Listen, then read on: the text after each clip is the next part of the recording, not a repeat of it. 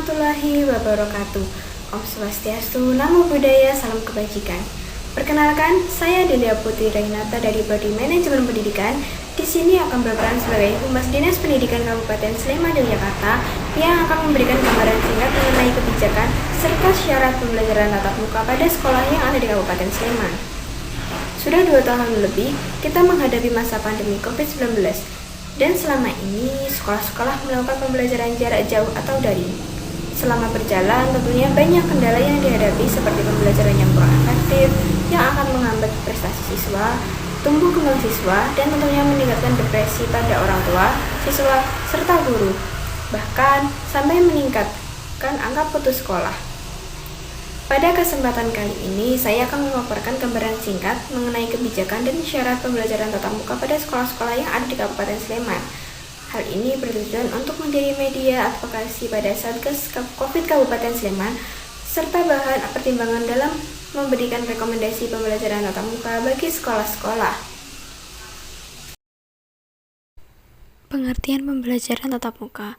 Pembelajaran tatap muka adalah pembelajaran yang dilakukan dengan langsung antar peserta didik dengan guru melakukan proses pembelajaran secara berhadapan guna terwujudnya interaksi antar peserta didik dengan guru maupun siswa dengan siswa lainnya.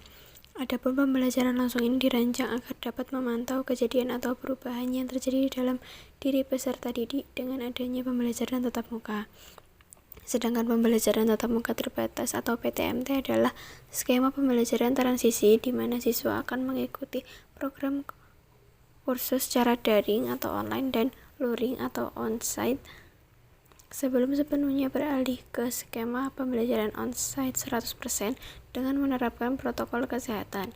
PTM terbatas merupakan upaya menyelamatkan anak-anak Indonesia dari risiko dampak negatif pembelajaran jarak jauh atau PJJ secara berkepanjangan.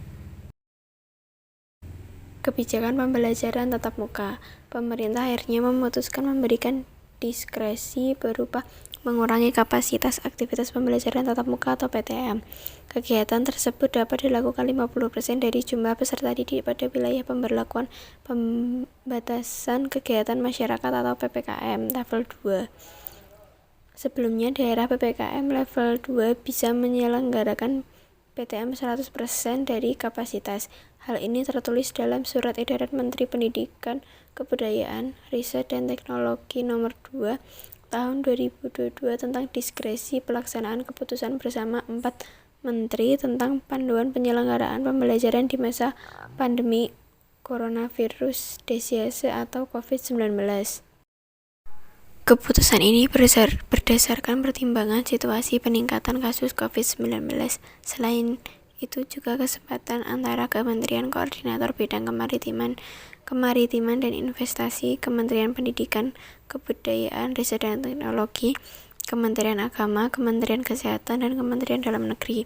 Dalam surat tersebut disebutkan pelaksanaan PTM di PPKM level 2 menjadi 50%, sementara untuk wilayah di daerah PPKM level 1, 3, dan 4.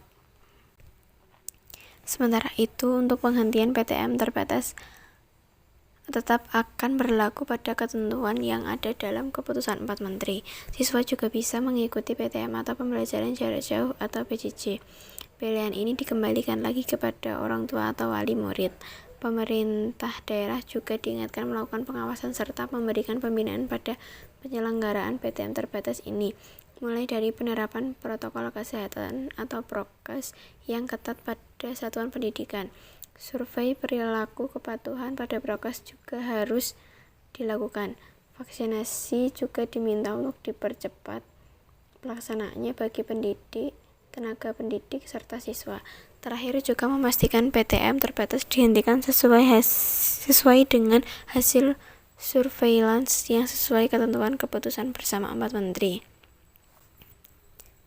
Syarat pembelajaran tatap muka. Pembelajaran tatap muka terbatas sangat penting dilakukan. Pasalnya ada beberapa kendala dalam pelaksanaan pembelajaran jarak jauh. Antara lain, anak sulit konsentrasi saat proses pelajaran. Adanya keterbatasan sarana pendukung proses pembelajaran termasuk perangkat TIK, komputer, laptop, dan gawai, dan jaringan internet.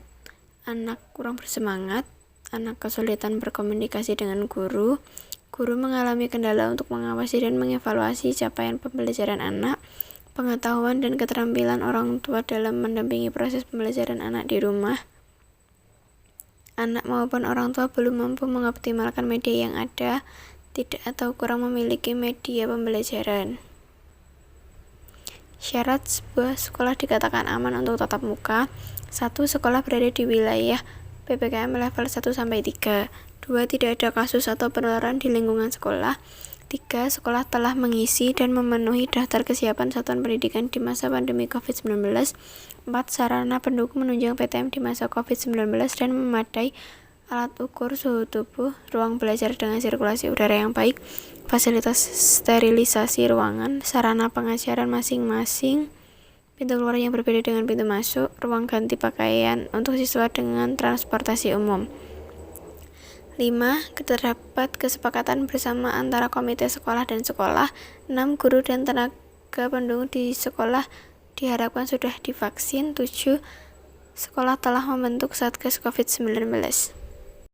Demikianlah paparan gambaran singkat mengenai kebijakan pembelajaran tatap muka pada sekolah-sekolah yang ada di Kabupaten Sleman. Kami berharap pandemi ini akan segera berakhir dan pembelajaran dapat berjalan secara normal dan efektif kembali. Sekian video dari saya, kurang lebihnya mohon maaf. Wassalamualaikum warahmatullahi wabarakatuh.